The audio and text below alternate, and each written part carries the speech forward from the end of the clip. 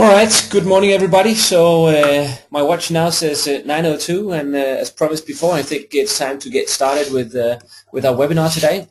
So first of all, I want to thank you all for joining. I can see quite a number of names that I recognize from earlier webinars, and also a number of new names. So we're very pleased with that. And for those of you that haven't been on our webinars before, we have these webinars approximately once or twice every single month to take up different topics, and mainly surrounding the areas of marketing automation and how sales and marketing are really changing these days, and how this can be enabled and really changed around with some of the technologies that are out there today.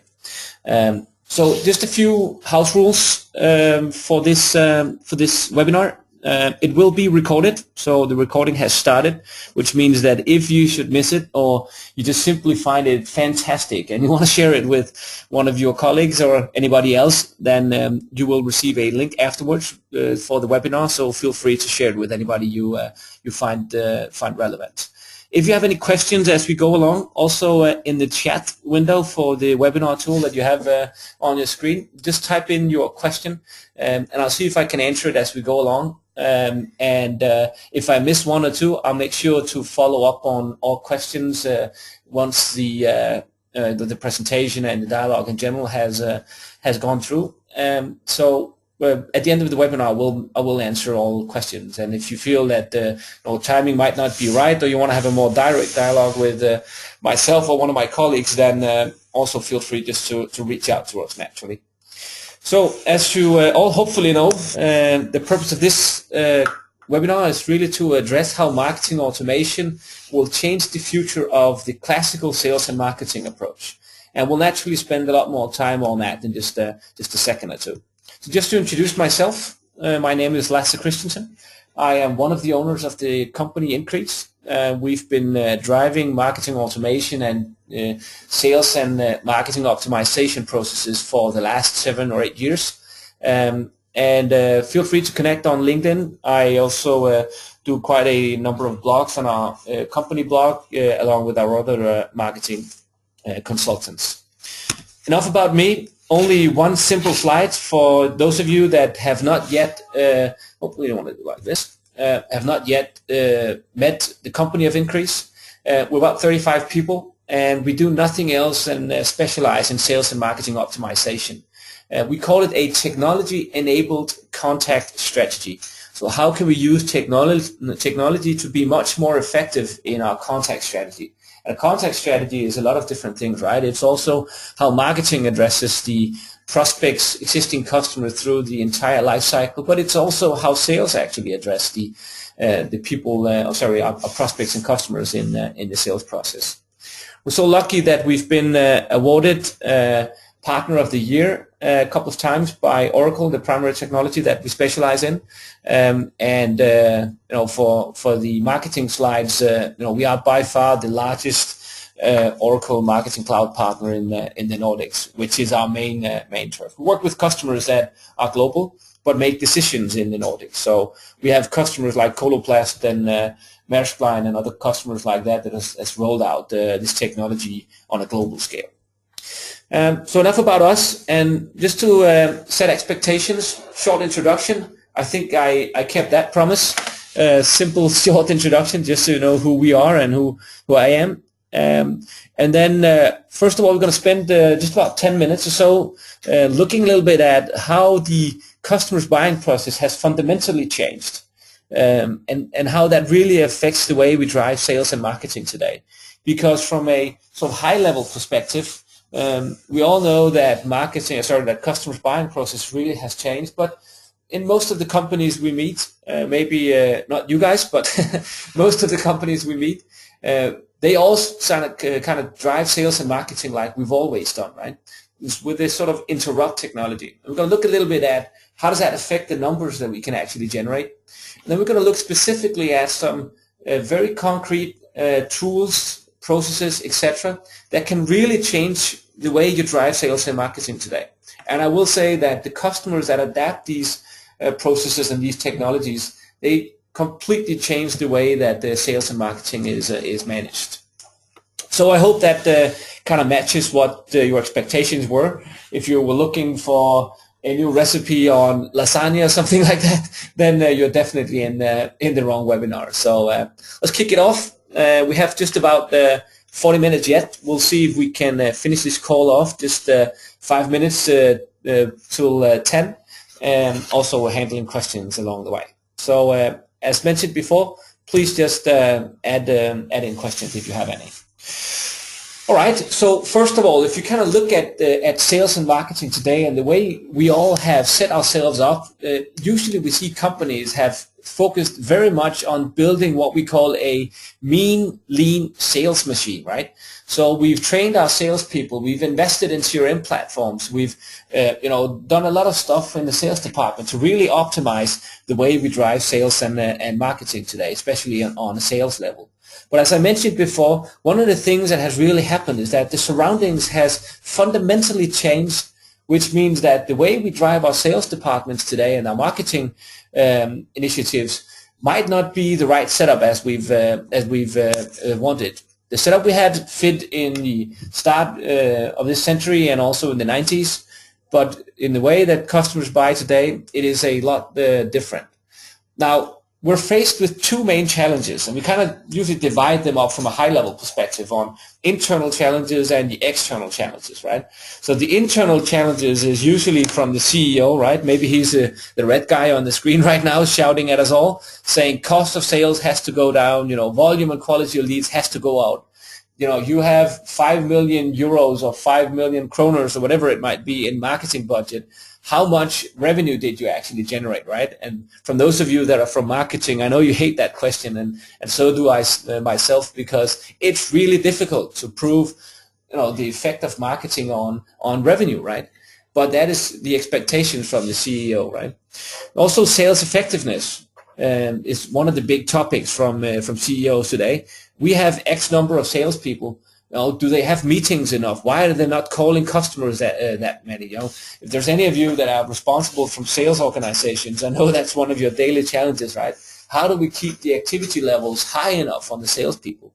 And that usually is what we tend to look at when we try to address issues in sales departments. How can we drive up activities, and how can we improve the quality of the meetings we have with our customers, etc. From an external perspective, we're faced with one main change, one main challenge, right? And as I mentioned before, this is really about the way that customers buy that has fundamentally changed forever and will never go back to what we've seen before. Now, most of you will be aware of this, so I just want to make a short point on this. So we all know that customers' buying process has more or less gone online today. Asking different reports, looking into different reports and research companies, they will tell you different things, but they all kind of point the same direction. 70-80% of all buying processes, they start online, right? And you can just test it out on yourself also. If you're buying something private, right now my wife is looking for a new car. Where did that buying process actually start? It started out on the internet, right? She was looking for a Fiat 500, that little nice woman car. She had to have that, right? So she started online and researched that, and actually she went through a form on that website and submitted that she'd like to test drive it, right? And then she went to the shop somewhere.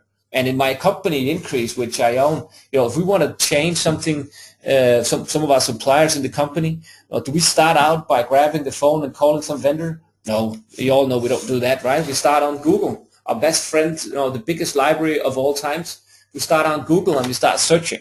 And what this means is that I will read down white papers, I'll look for content, I'll visit websites and blogs, and I'll use my social peers, and I'll be on Twitter, and I'll be on LinkedIn, and I'll download more reports, etc. So what has really changed is that from a classical perspective, we were used to driving the sales process with the customer. But these days, the most effective way of driving a potential purchase from a customer is actually the opposite. So we talk about being a sales consultant, right? But in the most effective sales process, it's much more about helping the customer buy instead of trying to actually sell to this customer. I'll go into more details in that in just a second, so you guys get a little bit of picture of what that actually means. So if you think about this from a sort of classical funnel perspective, But we set ourselves up with, marketing is driving the high end of the funnel, right? We have our websites and search engine optimizations, and we have our social presence, and we do events, and we do webinars like this one, and we do a lot of different stuff in marketing to try to generate some traffic and some leads for the sales department. If you have a sales department, your sales department might be your online shop if you are that sort of a a business. And what happens then is that sales comes in and they start doing the prospecting, right? So somebody submitted a form somewhere. And, as a marketing resource, we come running down to the sales department all happy, and this guy has submitted a form, he joined up our webinar, or he did whatever it might be. This is a fantastic lead, and then sales needs to follow up. Now, I can see from the titles of the ones that are on this webinar that a lot of you are from marketing. And we all know what happens when a sales guy gets what we would call a lead in marketing, right? He doesn't necessarily jump up from his chair, grab the phone, immediately call the customer, and I'm so happy for this lead. I'm going to really address this customer now. But in essence, most of the companies are set up today that the prospecting of following up on the leads, cold calling, and all of these different things are handled by sales, right?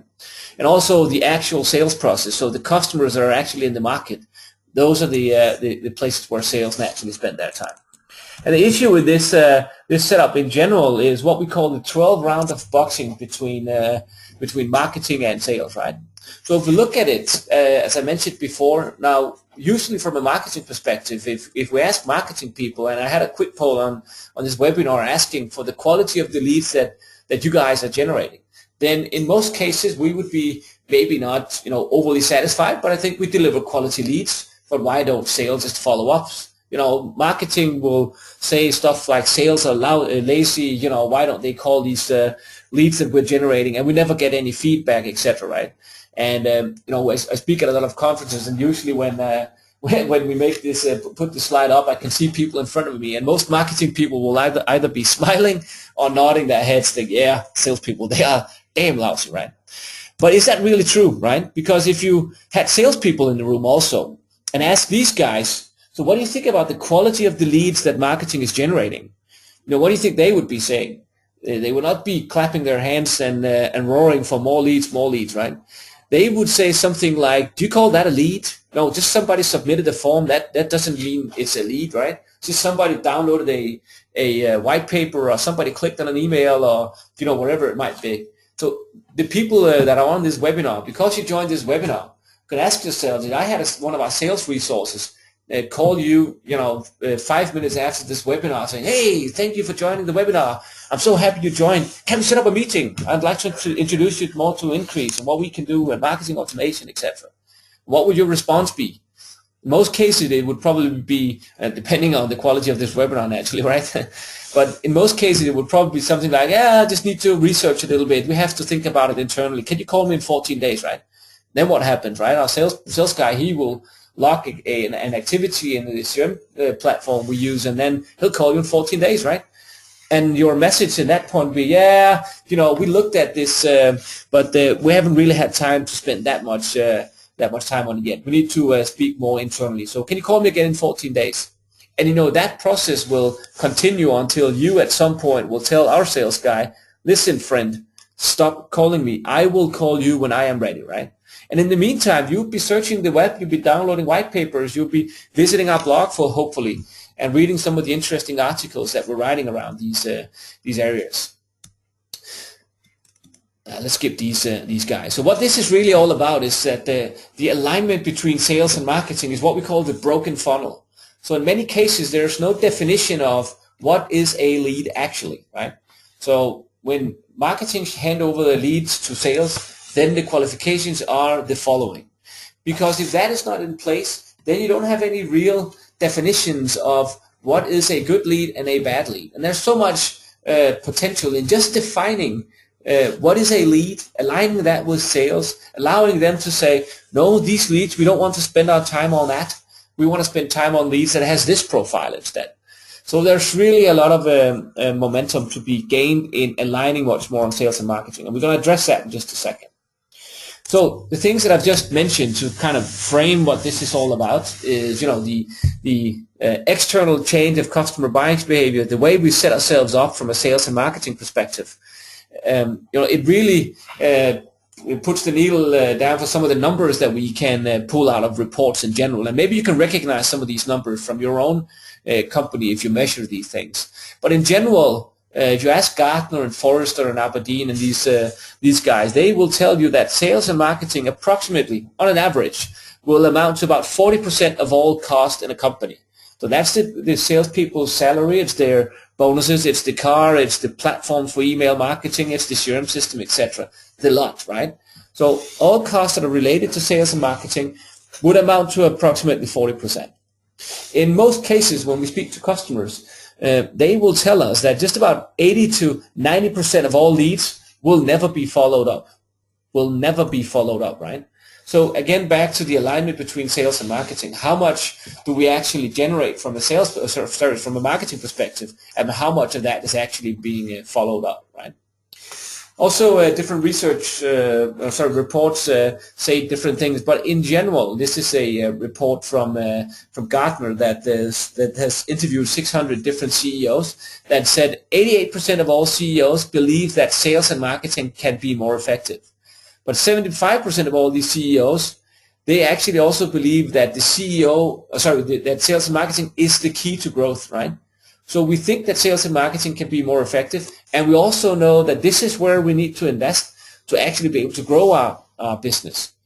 So there's actually a lot of management attention to this area. We're spending a lot of money. Are we really getting the value out of this? And I know this is the key to growth.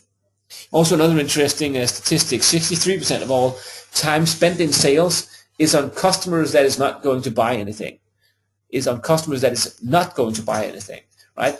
So we have salespeople running out to customers that are not in the market right now. So, cold calling, prospecting, first-time meetings where they've pushed in a meeting, etc. A lot of time is spent. And you compare that to the, cost of a company. There's so much time, so much money being spent in a sales department on customers that actually is not going to buy anything right now. Just a few years from now, this is actually a report from IBM. Just a few years from now, 2018, they estimated that there will be 35% less salespeople. 35% less salespeople. Imagine the amount of money that can be saved on this. And the reason that we'll have a lot less salespeople is because the buying process can be automated. And those are some of the things that we're going to be looking at in just a second. So to sum this all up, I think that from a management perspective, we're running out into a war, or whatever you want to call it, the old-fashioned way. But there's actually technologies, processes, best practices that companies out there is utilizing that can really change the way that we do sales and marketing. And I hope through the next couple of slides, etc., that I can show you guys some of the things that you would be able to do to change how sales and marketing is improved, and really to gain some of the value that is out there. Okay, I just want to have sorry about that. I just want to have this one up. I can see we have a question actually. So there we go. We have Ben. You asked if how to get the speaker on. Ben, just let me know. Did you get the sound to work still? I hope so. Well, let's just reach out again. I can see your question. Okay, so let's try to dive into what this is actually all about. How can this change in your business? So again, as I said, the old-fashioned way of driving sales and marketing at the top of the funnel, and sales driving the prospecting and the sales process. And where the money is actually to be gained is not to pull the salespeople out of the actual sales process, but make sure they spend time on customers that are actually ready to speak to sales, that are in the market right now. Now, imagine that we could go to the sales director or VP of sales in your company and say, listen, my friend, by implementing these processes and these things, I can tell you which potential customers of ours that are actually in the market right now. So you can call these customers instead of just cold calling into the market trying to identify who's actually ready to buy something. And more to that is that we can actually automate quite a number of the, quite a bit of the actual sales process. What this is really all about is trying to change around who actually drives the prospecting element of the classical sales and marketing funnel. And we see the most effective companies, this has actually changed. So it's changed that marketing is much more responsible for a bigger chunk of the funnel. And what we actually see that many of these projects are being funded from the VP of sales. So he will say, if you can do that, then I will. Oh, I see. I have a question here. Sorry. Okay, thanks a lot. It works. Great. If you can actually do that, then I'll take a number of my salespeople. I'll get rid of them, and then you'll drive the high end of the sales process for me. So let's look at how we can actually do that. How can we support this process with a technology-enabled contact strategy? So if we think about this, there are 5 main elements that we as a marketing department and a sales and marketing approach needs to really be good at. First thing is really to understand our buyers. Now, what I mean with that is to really understand their buyers, right? Because again, from the traditional way of driving sales and marketing, then that's mainly a task for the sales guys, right? So they speak to me, they understand who I am, they ask me questions, identify what my needs and pains, etc., are, so they can bring in the right messages. But if we believe that customers are driving their process online, and we know from statistics that more than 50% of the decision will be made based on information I can find online. Imagine the amount of information I'm actually leaving behind that is completely out of reach for our salespeople. So the salespeople, they've lost a very big part of the sales funnel. They're not able to get into that because customers are researching information online themselves. So we're going to spend a little bit of time on that, showing you how you can actually, from a marketing perspective and with technology, understand every single buyer that is out there, so you can give that insight to our sales departments. The next thing we'll look at is how can we actually identify potential revenue within these buyers that we now start to understand, and how can we engage with these customers and prospects in a timely, personalized manner, so the communication that we send out is much more effective. And how can we use this communication to really drive sales effectiveness? How can we give sales insight into what is Lasse's profile? What is he actually looking for? So he can reach out to me at the right time. And also, how can we use the technology to really document the result of driving a process like this? So we're going to cover these 5 elements over the next couple of minutes, about 20 minutes. I can see, Ben, that you still don't have audio. So my colleague Peter is actually online also. So Peter, would you please reach out to Bent Hubert so he can get the information and see if we can get him online. Thanks a lot.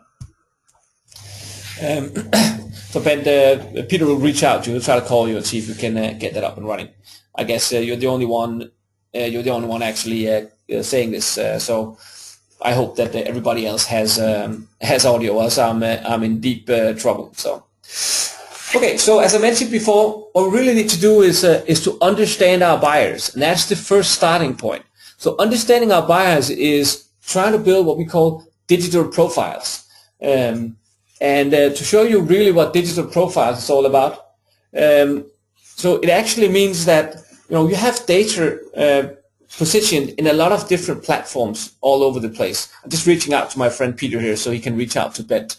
Peter, would you please call Ben Hubert, who's online also? He has an issue with the information. He can't hear anything. So could you give him a call, please? Thank you. So we have data in a lot of different platforms in our system today, right? We have an ERP platform with purchase history. You might have CRM platform where the sales guy works. You might have an email marketing platform. You have your CMS platforms with a website. You have social elements. What we can do with these technologies is bring all of this into a centralized database with the information that is needed. So we have all demographics collected and use that for segmentation. I'm going to show you a little bit about that afterwards.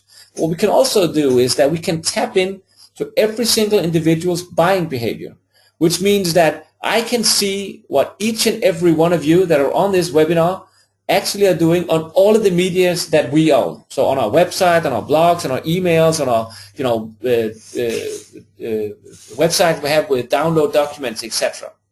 So what I mean by this is that if you think about this from a classical perspective, then marketing would usually monitor what we call the January campaign or product X campaign or whatever initiative that you're driving for marketing, right? We would monitor the open rate or hits on our websites and downloads and webinar sign-ups or whatever it might be, right?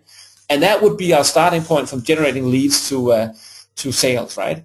Then we have a February campaign and a March campaign, etc. But me as a potential customer, I'm not buying because of a campaign. I'm buying across media. So it might be social, mobile, email, websites, offline, whatever it might be in the shop. But it's also from a different timing perspective. So the classical way of thinking as a linear buying process is dead because I'm all over the place as a potential buyer. And what we can do with the technologies that are out there, the marketing automation platform from Oracle, is actually to identify the digital behavior of the individuals. Which means that every single one of you that are on this webinar, whatever you do going forward, I will know specifically, and I know that's a little bit scary to say on, on a webinar, but I will know what each and every single one of you will do on our website, on our medias in general, if you click on any links, if you open any emails we sent you, all of these different things. And this is done by cookie tracking. There are some privacies around that, but and I can go into details of that if you want to have more on that. So just ask questions if you want me to dive into that. But what happens is that once you hit our website the first time, then a cookie is placed on your machine. And from that day on, that cookie will be tracking your online behavior.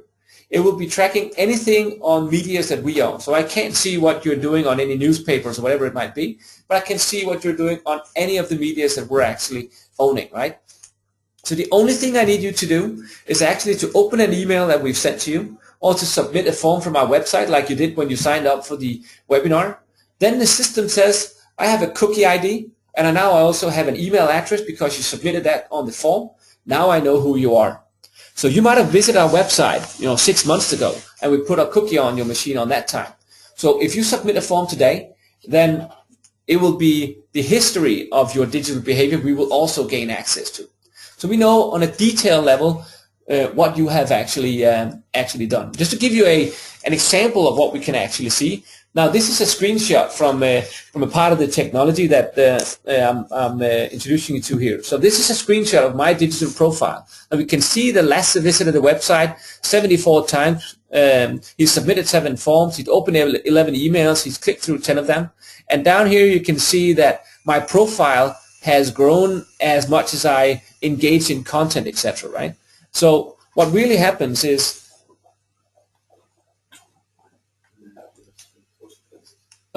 somebody's telling me that we might have an error here, so Peter's just checking up on that. So guys, just give me a hand here. Does any of you have any issues to or can you follow my presentation here? Hopefully you should see a screen with some numbers on it. Okay, yeah, it should be as it is. So what I was saying is that we can actually see the digital behavior of individuals. So not from a company level, we can see every single one of you what you're actually doing. Now imagine that this is actually in your CRM system. So this is a screenshot naturally, but this is a live application that will be available directly in the screen in the CRM system. So when a sales guy logs in, he can see what Lasse has actually done. So from a call-out perspective, when should he be calling me? Should he be calling me at this point? No, because I'm not engaging in your website or content you're sending me or anything like that. And now I start to engage. I click on your website, I submit forms or whatever it might be. So something tells us that you might be in the market for something, right? So if I clicked on the 74, I would see exactly what Lasse has looked at. So he's been on increase.dk and who we are and increase and whatever it might be. You can even integrate this with Twitter. So if I have your Twitter handle, I would be able to see everything you write on Twitter. So we really gain a lot of insight into the customer's profile, right? So the combination of the digital body language, the online behavior that you show us, and the actual demographics that we integrate with from CRM systems and ERP platforms, etc., really gives you a fantastic insight into what the customers are actually doing. Thanks a lot, Henning. Okay, so if we go back to our main screen, so the starting point of this is really to build digital profiles, bringing data into a centralized platform and adding the online behavior in. Now imagine the value this would bring to a sales guy if he could actually see who is potentially in the market right now, who's visiting our website, what are they actually doing, in a combination with the demographics directly in your CRM system. Now any of the major CRM systems that are standard plugins for these, if it was Salesforce, MSCRM, or any of the Oracle platforms naturally, and all of that is standard integrations. So the next element is, from a marketing perspective, how can we really identify potential revenue, right? And this is all about using what we call the target and segmentation part of these technologies. So with technologies like this, we can actually segment and target customers based on their digital body language and their demographics, and a combination of these two. So an example could be, if I were to make a segment directly in the platform that says, anybody that has visited this website, now this is just the front page, increase.dk or increase.uk, whatever it might be, anybody that visited this page a minimum of 2 times within the last 2 weeks, who has a title of CMO, so you're the marketing manager, and you're in a company with more than 500 employees. And if I were to click save on this segment, then what would happen is I would get a specific number of customers that are in the market right now. I would see, okay, we have X number of people that are actually fitting this specific profile. And this is on an individual level. So I'm just going to switch to the actual application to show you how this actually works. Now, we do a lot of work with a lot of different customers, and I'm actually been so lucky to be allowed to log into one of our customers' platform that does online gambling. And in this case, I've done a segment that says anybody that has what they call the primary brand. So I'm an online gamer. I play casino. So I've segmented anybody that has primary brand. So usually I play casino, and I click save, and this tells me that there's 28,343 people that primarily play casino on this specific company. Okay, so I can also add up a lot of different elements into this segmentation. So I could say you have the primary brand of casino, and maybe you also have the title of whatever it might be. Add that in, and then say the CMO, for instance, right? Could also add in some of the digital behaviors.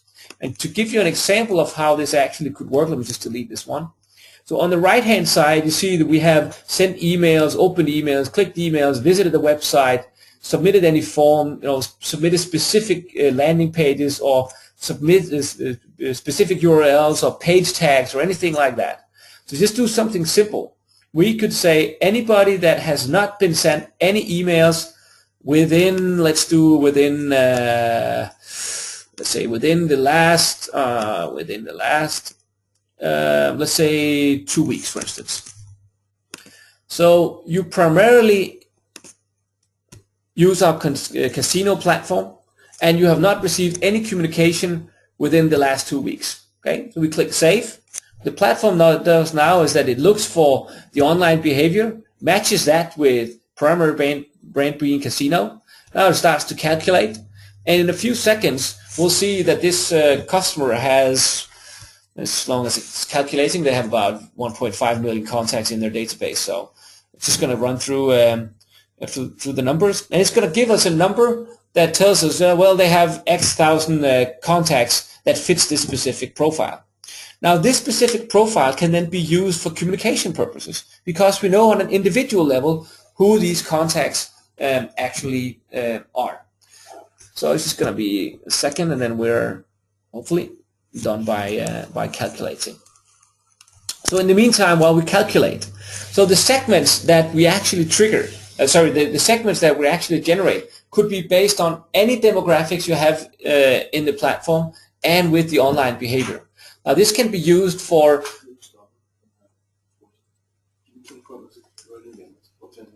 okay. Well, we have a little bit of technical issues today, so once in a while the sound kind of stops and apparently it freezes, but I hope you all can hear me still.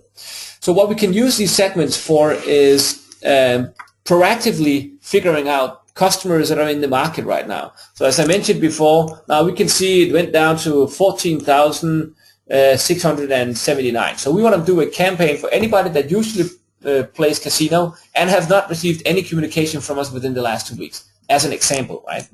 But we could also use this as a trigger-based segment. So we set up segments with a trigger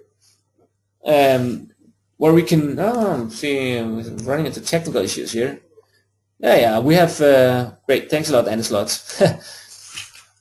It's because my friend Peter here, he's running in and telling me that sound is not there, but I guess customers can hear me, and I think that's probably the most important element. So what I was just saying here is that the segment that I just generated, which is now 14,000 whatever, we could use this as a trigger-based segment, which means that we will continuously in the background monitor whether you have this profile or not. And if you have this specific profile, we'll put you into a campaign and start communicating to you. So we can use these segments for a lot of interesting purposes from a marketing perspective. And it really gives you the option of using both demographics and the online behavior to trigger communication to customers. And we all know that relevance and timing, that's what it's all about if you want to drive up conversion rates. So the next element, now we've started to target and segment and really identify where is their potential revenue. Any person that has visited our website X number of times that are not an existing customer, we want to send communication to them. You can twist and turn this in a lot of different ways.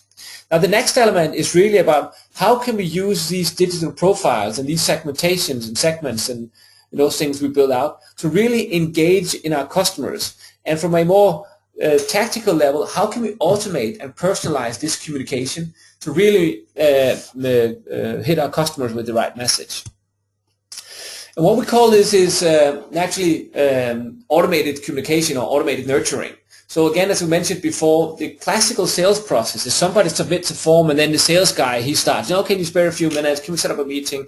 Can I talk to you? Blah, blah, blah. He keeps on calling until you say, get out of my phone. I want to figure this out by myself. So I'm going to give you some concrete examples of how we could actually drive automated communication processes. Now, this is an example we have here in the right-hand corner of a introduction campaign that we're running ourselves.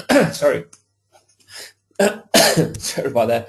But I'm going to give you a little bit of insight into how our own introduction campaign is actually running.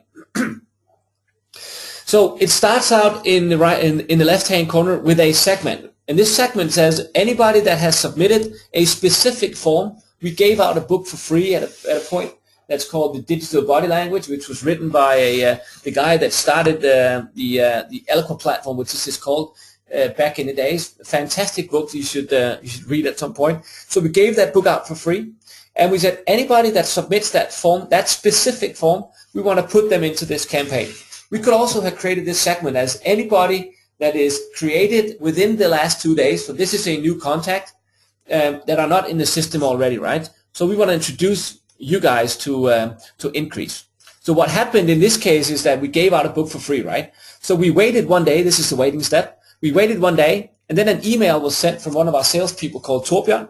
It was just a text-based email. It was sent from his email address. And it was sent to the ones that submitted the form, and it said something like, "Dear Mr. Customer, my name is Torbjørn. I'm an account manager with Increase. I'm here to support you. If you need anything, your book is on the way. Please reach out to me. By the way, here's a very interesting report called Dare to Compare, which is actually a very cool report where some of the big research companies has analyzed the most effective sales and marketing organizations and identified the 10 things they have in common. Here's a link to that report, dear customer. Feel free to download it, right? And remember, in the background, this is our automated communication. So we're not reaching out. We're not trying to interrupt you with an aggressive sales guy. So we're reaching out through an email communication and just trying to make the connection and giving you some content that is actually relevant and that is interesting, right? So remember, again, we're monitoring on the background what you're actually doing, right? So we waited a week, and a new email was sent from Torbjørn with another report in it that has other specific communications. And then we monitored if you submitted that form or not, you downloaded the extra report. And if you didn't, you received a new email from Torbjørn, which was also just text-based, that said, I can see you haven't submitted this report. It's really interesting. You can still make it. Here's a link to the report, right? And then if you didn't submit that still, we would just cut the string. You're not in the market. We don't want to bother you anymore.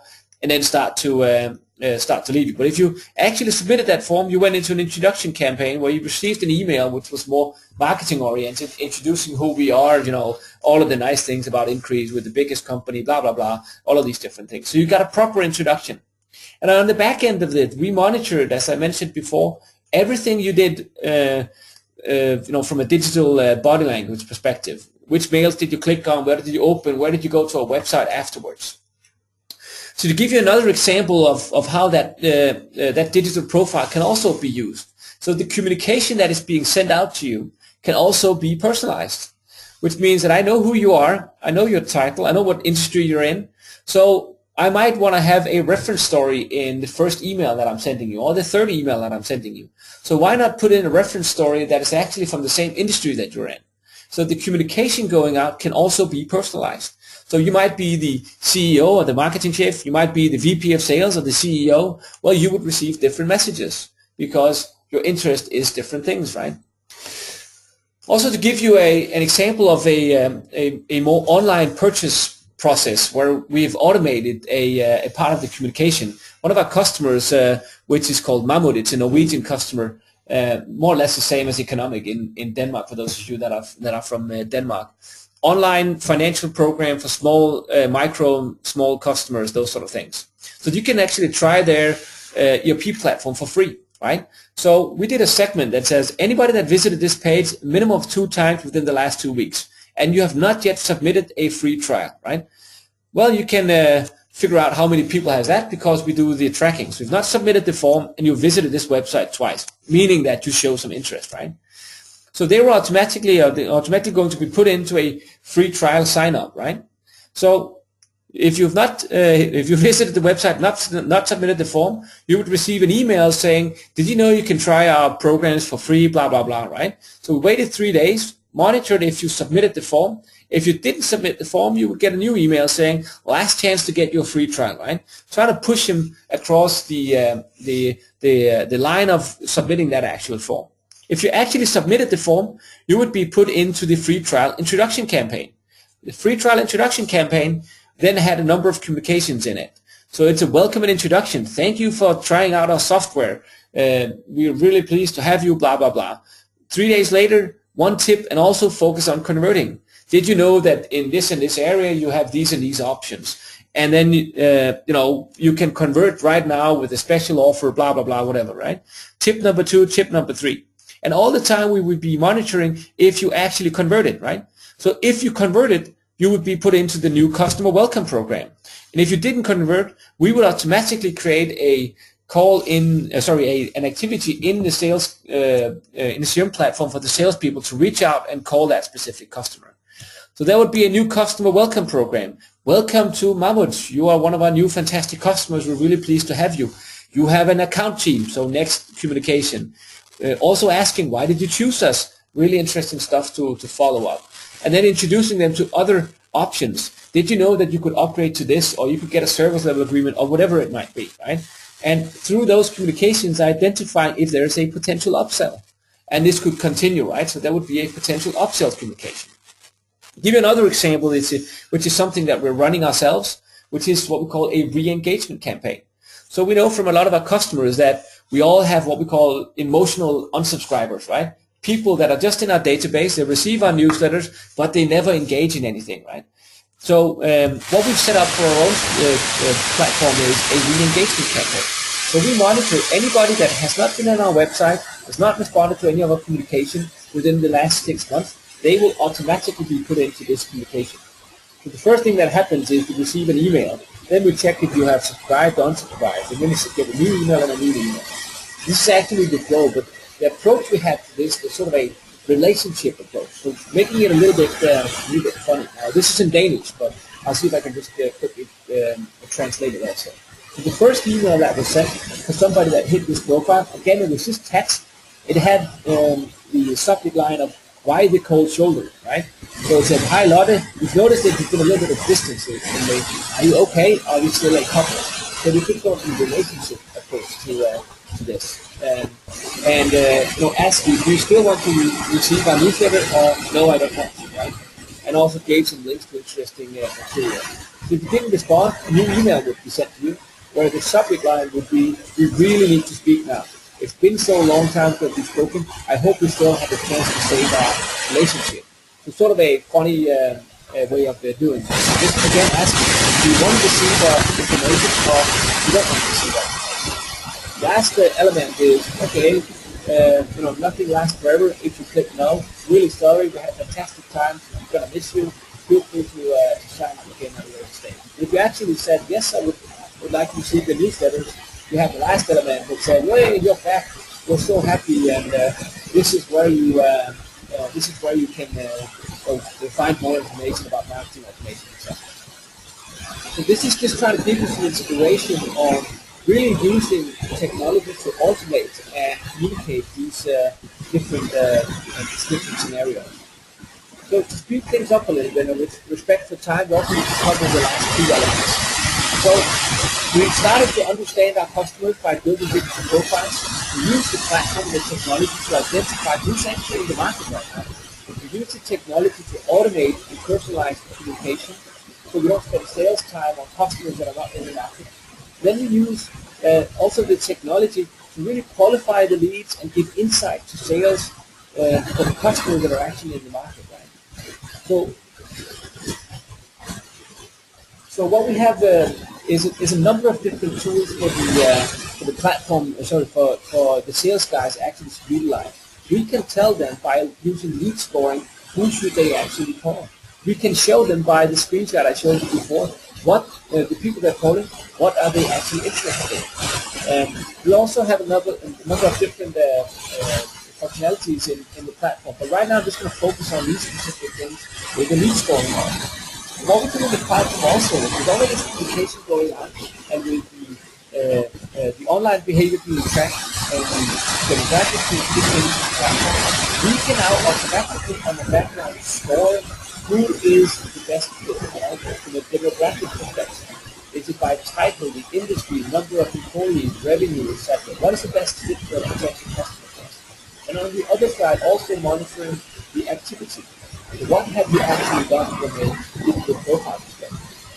And what this really means is that we get a very interesting grid that automatically in the background scores the leads that we are addressing. Okay, we do have I'm really sorry about that.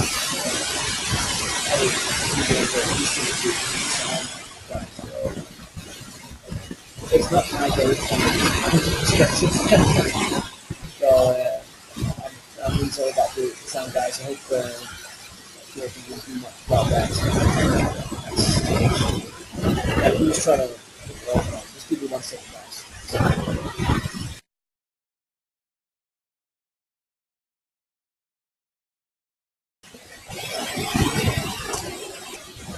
Yeah, guys, I'm not sure if that actually helped anything.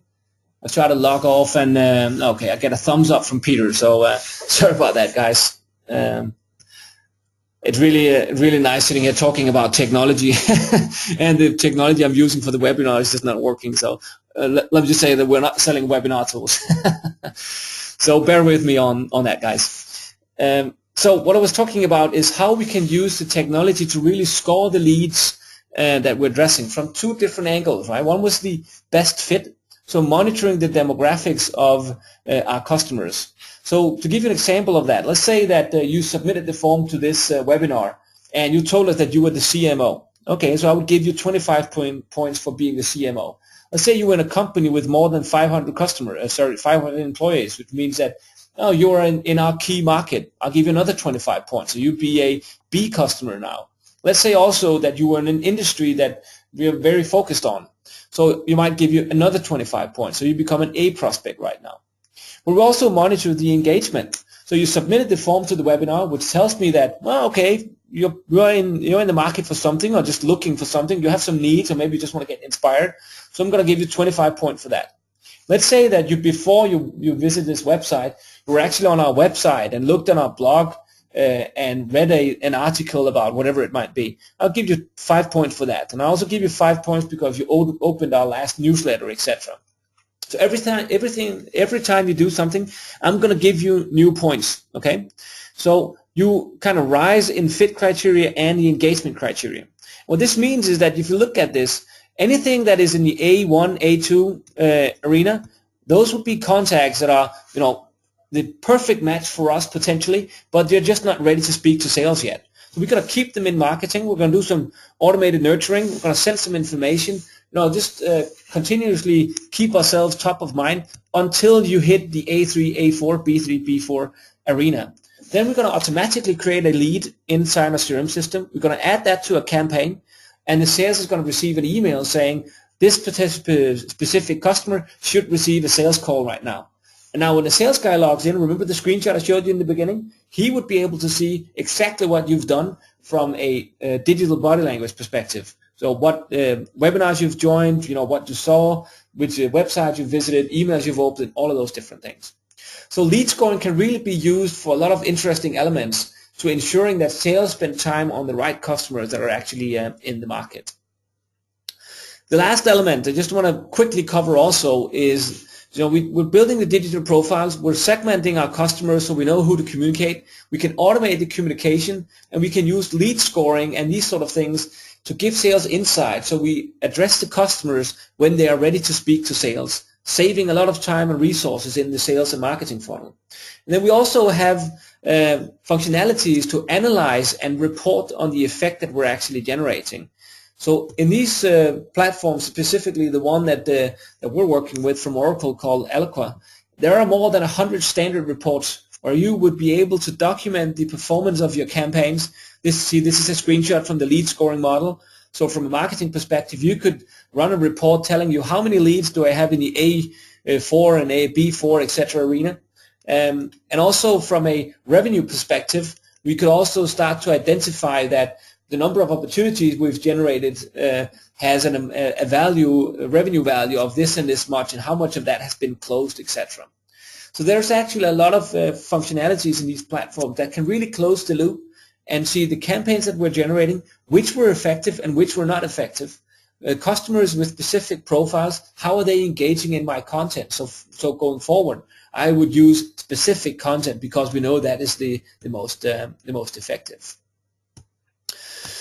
Okay, so going back to our main slide here. So I hope you kind of get an overview that there are really some functionalities here and there's some processes around this that can really change the way we drive sales and marketing. Going back to the beginning, we know that customers purchase online. We now have the ability to kind of look in on what you're doing online so we understand who you are. Now, some of you might have questions, but what happens if I delete my cookie, and what about privacy rules and all of these things? And I'll be happy to have a dialogue around that as soon as we just finish these slides up, because there's naturally elements around that also. We can use these digital profiles to really segment out who's in the market right now, where in our complete database do we have options, customers that could be in the market but we're not communicating to. We can automate a lot of the prospecting. Remember the funnel we had with 3 boxes in the middle where sales turned into a marketing funnel?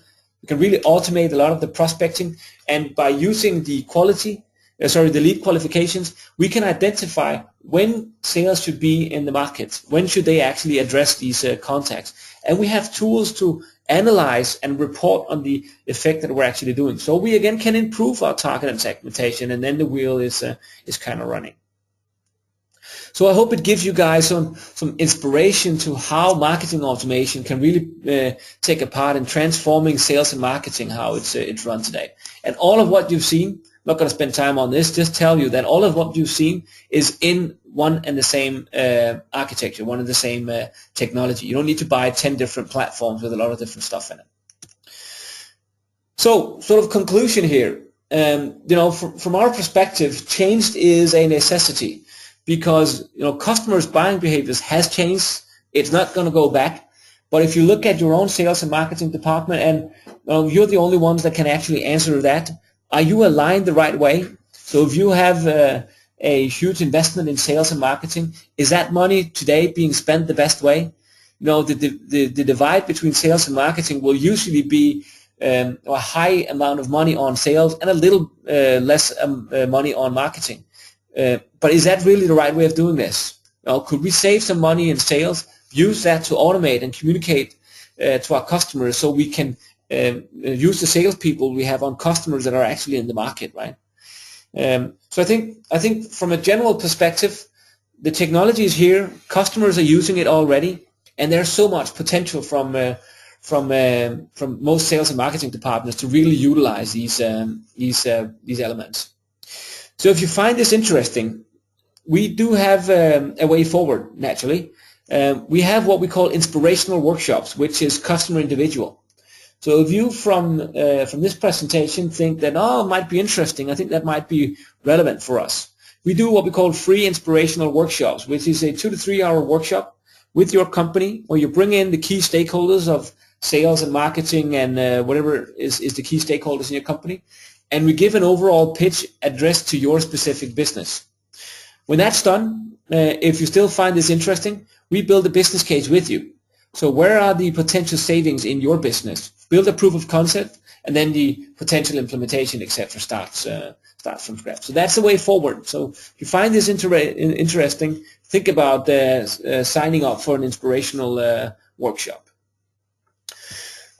All right, guys. So I hope it's been beneficial for you and a little bit inspiration. Once again, I apologize for technology issues here. I hope you had a proper sound. At least it is recorded, as I mentioned.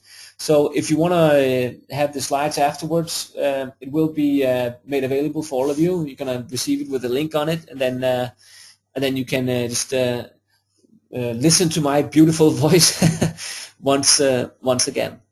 So I'll stay online for as long as you need me. So if you have any questions, things you want to discuss on privacy, or how does that cookie stuff work, or specific customer case, or if you have a specific business case yourself you want to talk about, feel free to just reach out with a question, and then I'll be more than happy just to answer it. Or else, for those of you that don't have any questions, thank you very much for joining. I hope it was inspirational, and have a fantastic day.